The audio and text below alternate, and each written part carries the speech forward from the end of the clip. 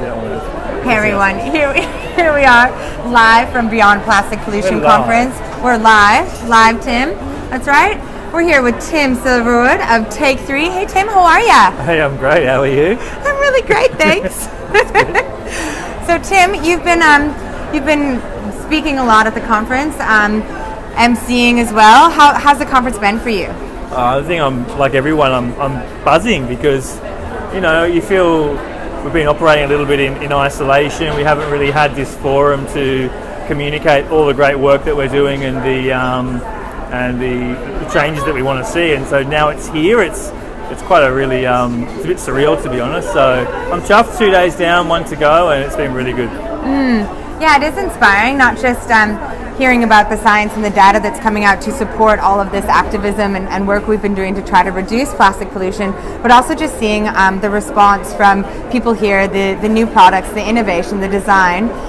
Is there anything that's been particularly exciting for you that you've learned about this weekend? Yeah, definitely. So, I mean, they've broken the conference up into all these different streams. So obviously circular economy is a really big buzz term right now, and lots of people coming out with their own take on things. All the community side and local government, I love that because that's what we've been doing at Take 3 for 8 years now, is forging those relationships with councils and creating very localised campaigns and learning from those to then scale up and go outwards. But over at Plasticity today, I suppose, was a very interesting part of today, because that's really where industry is being focused, and often you might find there's a little bit of a void between the community level activism and what's happening in the corporate space. But there was an attempt today to try and mesh those two together, and yeah, it was interesting. Yeah, it's good. Any things that we should look out for or watch for? Yeah, I think definitely. I mean, we learnt a lot today over at Plasticity, the importance of design. Often make this sort of claim that design got us into this mess, because when you look about it, it was innovators and entrepreneurs that created plastic, and now we have 40,000 different types of plastic. So what are we going to do now to then design our way out of this problem? Right. So whether that's a small scale project that can then catalyse community support, or whether you can do that at the macro level. So that was very interesting. And obviously it gets more interesting tomorrow when our political leaders come here. Yeah, so Minister for the Environment and Energy, Josh Frydenberg, will be here, someone who has continually pushed himself a distance from marine plastic pollution. And obviously Gabrielle Upton will be here as well. And then counter to that, so they're both two Liberal members, we're going to have Stephen Miles, who's a Labor member from Queensland, who's championed potentially world's best practice plastic bag ban and container deposit schemes up there. So it's going to get interesting. Ooh, very exciting. And you said that you went on ABC earlier and you called Frydenberg out? Well, yeah, it needs to happen.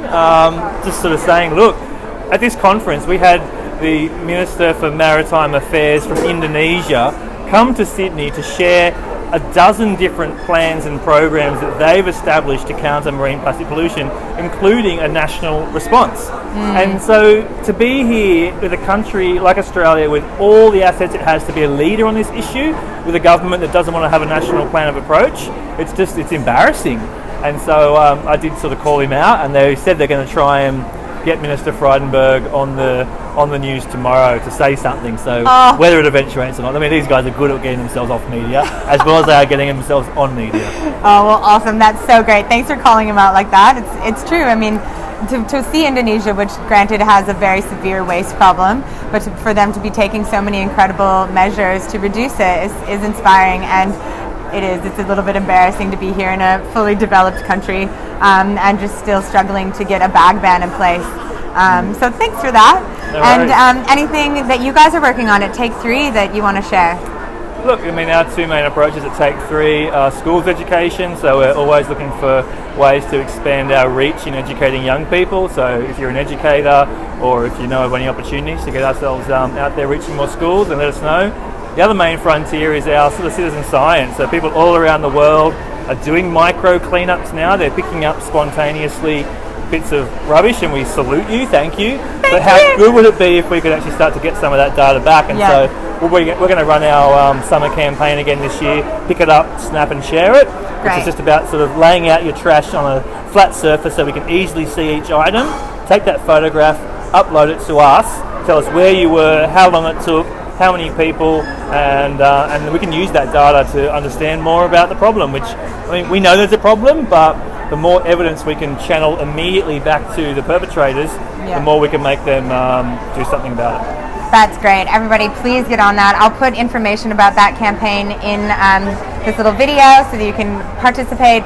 And is that starting when? Yeah, I guess 1st of December we'll kick it off again. Yeah, great. 1st of December. So you've got plenty of time to prepare. Thanks so much, Tim. Let's get back to the conference. Okay. See you guys.